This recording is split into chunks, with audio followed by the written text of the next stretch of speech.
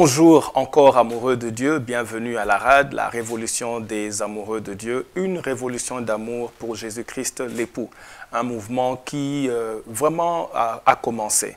Dieu veut que nous puissions tomber passionnément amoureux de lui.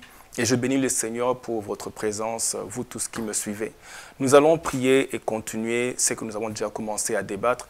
Nous sommes en train de parler de l'importance d'être éveillé et de veiller sur l'amour que tu as pour Dieu afin qu'il ne puisse pas sécher ni s'évanouir. Nous allons prier et puis continuer. Père, au nom de Jésus-Christ, fais-nous grâce encore de saisir ces instructions et de vraiment les mettre en pratique. Aide-nous vraiment à grandir dans notre amour pour toi. Au nom de Jésus-Christ. Amen. Ok, donc nous étions en train de dire que tout ce que Dieu te donne, tu dois le cultiver et le garder pour le préserver. La première chose que Dieu a donnée à Adam et Ève était le jardin. Il a donné le jardin, mais n'a pas garanti de le garder pour eux. Il a donné un devoir à Adam et Ève. Je vous donne ce jardin. Le travail que vous avez à faire maintenant, c'est de le cultiver et le garder. Nous comprenons que cultiver veut dire investir, nourrir, veut dire alimenter, veut dire tu dois tout faire pour que l'amour que tu as pour Dieu continue à augmenter. Veut dire faire croître. Cultiver veut dire développer, faire croître. Dieu donc veut que tu puisses investir dans l'amour que tu as pour lui, pour que cet amour continue à grandir. En fait, le problème est celui-ci. L'amour, ce que Dieu te donne là, ne va pas, cet amour pour Dieu ne va pas rester stagnant. Il n'y a pas de point neutre où tu n'as plus besoin de grandir, ou bien il n'y a pas de stagnation. Cet amour doit besoin d'être alimenté pour continuer à croître. Si tu arrêtes d'investir dans l'amour que tu as pour Dieu, cet amour va commencer à diminuer. Il ne va pas stagner, il va diminuer. C'est pour ça qu'on a lu le passage qu'on a dans le livre de Proverbes qui dit « Celui qui se relâche dans son travail est frère de celui qui détruit ». Autrement dit, le jour où tu arrêtes d'investir dans ton amour pour Dieu, le jour où tu arrêtes de travailler pour le cultiver, le développer et le nourrir, le jour où tu arrêtes de faire ça, tu es semblable à celui qui détruit. Donc, dès que cet amour arrête de croître, tu commences à le détruire. Alors, la deuxième chose que Dieu a demandé à Adam et Ève, ou bien à Adam de faire dans le jardin, c'était de le garder.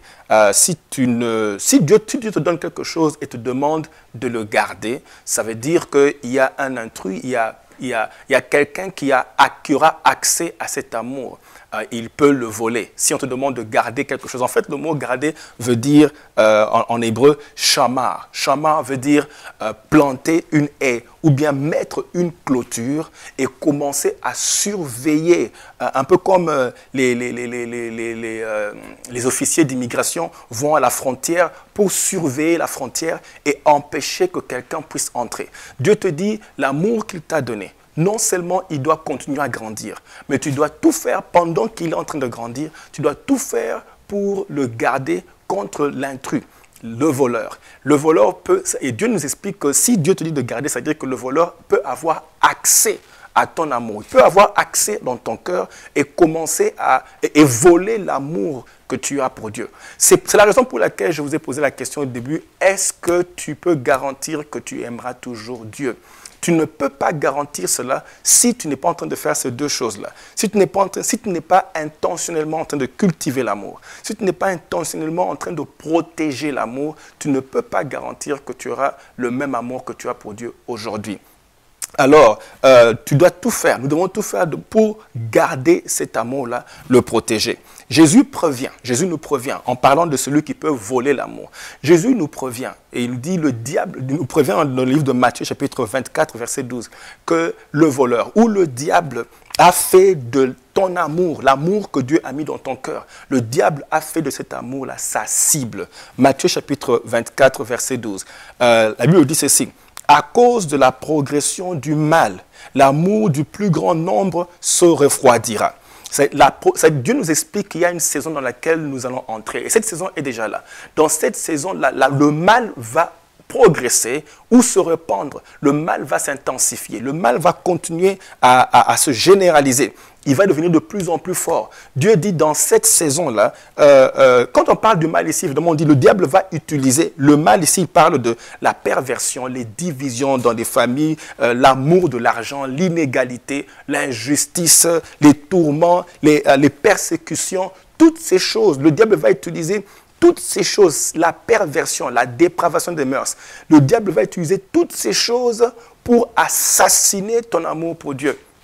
Et franchement, nous sommes exposés à ces choses tous les jours. Tu vas dans les supermarchés, les magazines, les photos qui sont sur les magazines. Vous allez à l'université, les choses qu'on enseigne à l'université. Aujourd'hui, on enseigne à nos enfants des choses qu'on avait honte, même les grandes personnes avaient honte d'en parler. Maintenant, on enseigne ça aux enfants. Ça veut dire que le mal s'est répandu partout, à la télévision. Les films qu'on regarde, les choses qu'on ne pouvait même pas parler, qui ne pouvaient même pas faire sujet de conversation en public. Aujourd'hui, c'est dans les films. Ça veut dire qu'il y a le diable fait tout de nous exposer au mal à un point où il devient même difficile. La Bible explique que l'amour de plusieurs va se refroidir. Dieu nous dit, il nous prévient, qu'il y a un moment où le mal qui a déjà commencé à s'intensifier va continuer à s'intensifier et l'amour de plusieurs va se refroidir.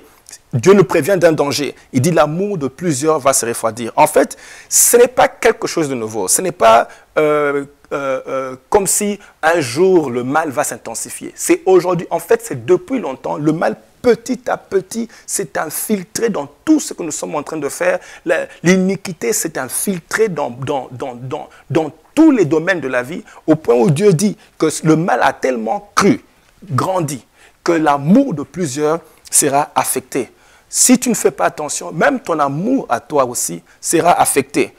Comme je dis, ce n'est pas quelque chose de nouveau. Et Dieu ne dit pas que le mal viendra avant ou bien après ou bien pendant la grande tribulation. L'Église sera déjà partie et puis ça va venir. Non, Dieu parle de pendant. C'est-à-dire maintenant, là, le mal est en train de grandir. La cible du diable, c'est ton amour. Il veut te voler l'amour. Oh, les soucis du siècle présent peuvent alourdir ton amour. Quand je parle de soucis du siècle présent, c'est tout ce qui peut prendre nos pensées en otage et vraiment alourdir, ou bien je dirais sécher notre amour pour Dieu. Nous allons, je vais m'arrêter là, nous avons juste quelques minutes pour partager, mais ce sont des choses qui vont nous pousser à réfléchir. Je ne suis pas vraiment nécessairement en train d'enseigner, mais je voudrais nous ouvrir l'intelligence pour qu'on puisse comprendre que Dieu veut que nous puissions travailler sur notre amour, surtout dans ces derniers temps et dans cette saison. Que Dieu vous bénisse. Merci de nous avoir rejoints aujourd'hui. Je prie que ces quelques pensées puissent vraiment vous saisir et vous pousser à aller chercher Dieu davantage et tout faire pour préserver votre amour pour Dieu. Que Dieu vous bénisse, chers amoureux de Dieu, et merci d'avoir rejoint la Révolution des amoureux de Dieu. À la prochaine session. Que Dieu vous bénisse. Au revoir.